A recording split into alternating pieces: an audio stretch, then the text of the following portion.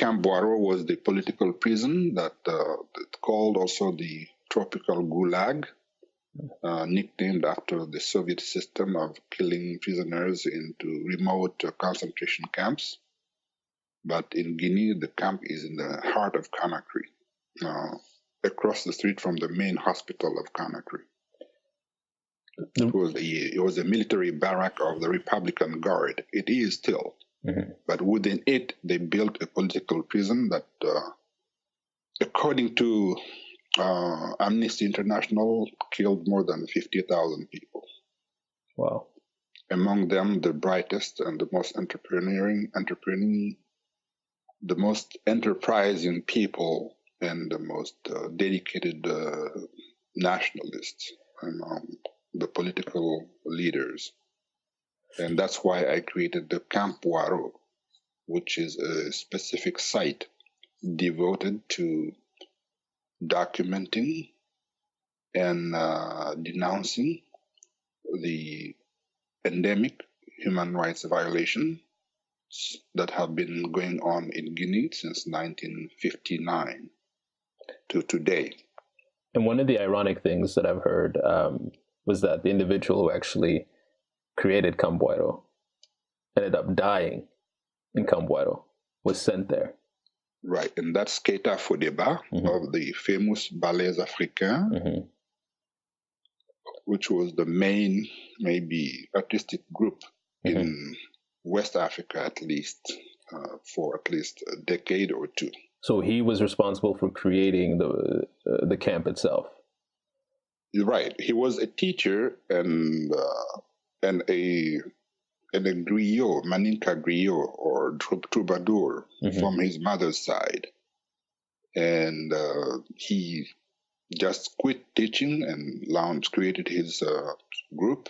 And they first started performing in Dakar. Then they moved to France, to Paris, where he received funding. And the group became very famous, and rightfully so, very brilliant. But Sékou Touré was a buddy of his. So when he ascended to power, first as mayor of Conakry in 1956, then as vice president of the autonomous government of Guinea in 1957, he asked Fodeba to come back home, to go back home and help him manage the government. First of all, Fodeba was reluctant, but under pressure and due to friendship, he agreed. Sorry to interrupt you. Yes. Just on this thought line here, Fodeba was a teacher. Then he was a teacher, and then he created this dancing troupe, right? The WebAfriqa. The WebAfriqa. It's still alive. It's still running. And you mentioned the notion of friendship, and he was a friend of Sékou Touré. And the elements of patronage, and something that is very common throughout all autocratic regimes all over the world, if not Africa specifically, of putting people who may not be the most efficient or capable in positions of power because these people are your friends and are thus loyal to you. Is that a fair assessment of the situation, that he brought him in there because he was loyal to him, or do you think to some extent he was capable of helping run the government? It's the latter. Yeah. He was a very capable, strongly detail-oriented person, and who has again been successful in building up the premier ballet or dancing group from all the 8 colonies that the French had in West Africa. It was second to none. So he was known for his organizational skills. But arts and government and governance are not diametrically opposite, but they are somewhat different in terms of what you need in order to implement policies and public policies, right? Right, but you can transfer the skills acquired in one field to the other. Okay. If you think of Ronald Reagan, most of his qualities as statesman were learned at Hollywood. Speaking demeanor and all that. This is something he earned or he learned from acting. But then he became a governor first. Before he became, when he went for the presidency. Fodeba, Right. What was his transition from? Fodeba had no transition. He was actually parachuted by Sékou Touré, and you are right to dwell on that point, because later on, the traditional leaders of the ruling party of Guinea, called Parti Démocratique de Guinée, PDG, would come to resent Sékou Touré's choice and full empowerment of someone, quote unquote, imported from France, who had not been engaged in the local struggle.